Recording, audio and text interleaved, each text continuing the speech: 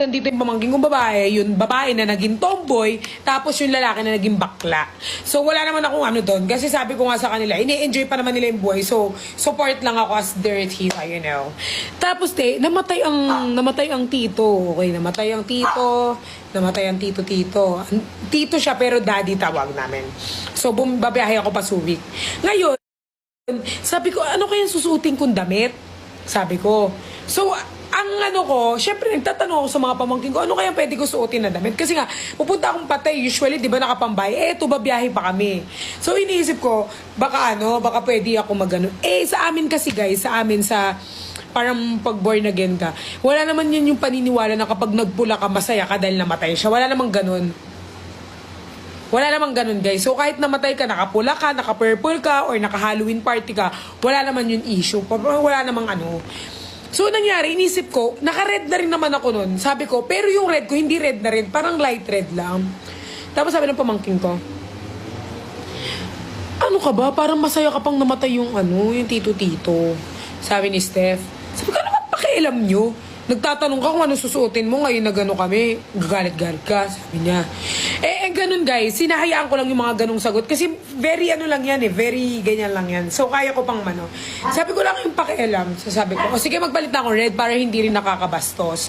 So sabi ko, magpalit akong damit. Sabi ko, ano kayang pwede? Puro dress ako. Sabi ko, ano kaya susuotin ko? So tinatanong ko yung sarili ko. Hindi ko sila tinatanong at hindi ko hinihingi ng opinion ng mga pamangkin ko. Wala akong pakialam sa kanila, guys. Pero alam mo, guys, ang masakit, guys, kapag nami-mirror pala nila yung ugali mo, ang pangit pala ng ugali ko, guys. Well, aminado naman ako na pangit yung ugali ko. Hindi ko naman yung pinagkakait.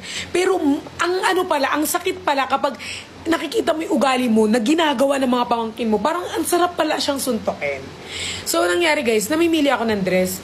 Tapos may mahaba akong dress, sabi ng pamangkin ko ni Steph. Ayan suotin mo yung mahaba mong dress para sumunod ka na dun sa tito-tito. Sabi niya, guys.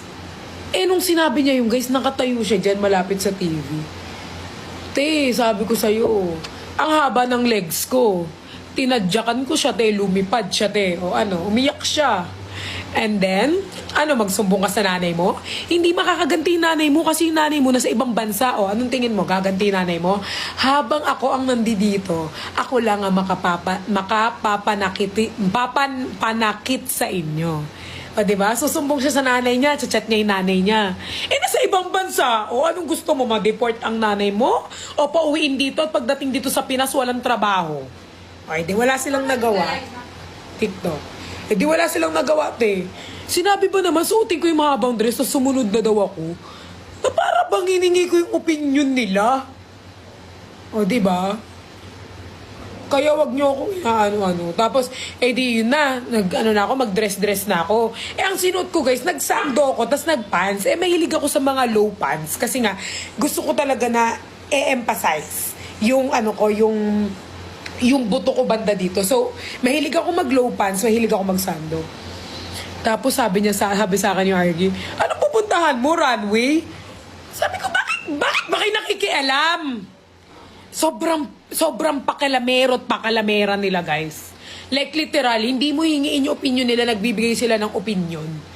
Sabi ko, ano pakialam ninyo? Hindi na nga ako nag-dress Tapos sabi niya, para ka namang rarampa lang dun, sabi ni Arky. Sobrang sobrang yung inis ko. Tapos,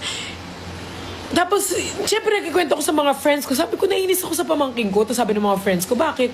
Kasi ganyan ka rin naman, ano ba yan?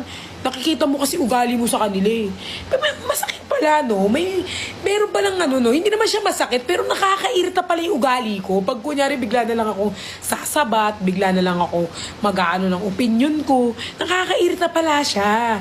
Tapos ginawa siya ng mga pamangking ko, irita talaga ako. Ate, pwede pag-greet sa happy birthday sa birthday. Sa birthday mo na, papag-greet ka tapos yung birthday mo December pa. Di ang advance. O pag ako live ulit ng December. Sobrang aga niya naman magpa-birthday greeting, Happy Halloween muna siguro. May Team Bardagulan. Wala na! Ano ba bang hinahanap nyo? Team Bardagulan nga. Literal na nagbardagulan na sila. Ano ba bang hinihintay ninyo? Ma-broken ako na, wala akong pakialam. Di ba ginusto mo maging ganyan yung posisyon mo, maging broken ka? Kahit alam mo naman sa sarili mo na bandang huli, lulukohin ka lang, talagang ginusto mo maging ganyan. So wala kaming pakialam kung broken ka, okay? Kung napagod na yung mga kaibigan mo magbigay ng advice sa'yo, kasalanan mo yan. Kasalanan mo, ba't ka nandiyan dyan sa posisyon mo? Asan na si Kuya Nico? Nasa bahay niya. Ano tingin nyo kay Nico? Isa kami ng house? May sarili siyang bahay. Andun siya sa bahay niya. Ito yung address niya. Puntahan nyo. Ito yung floor. Char. Hindi na para ba? Baka puntahan nyo talaga. Ganyan pa naman kayo. Utu-utu kayo. Diba? Kaya kayo naluloko eh. Kasi utu-utu kayo eh. Ano?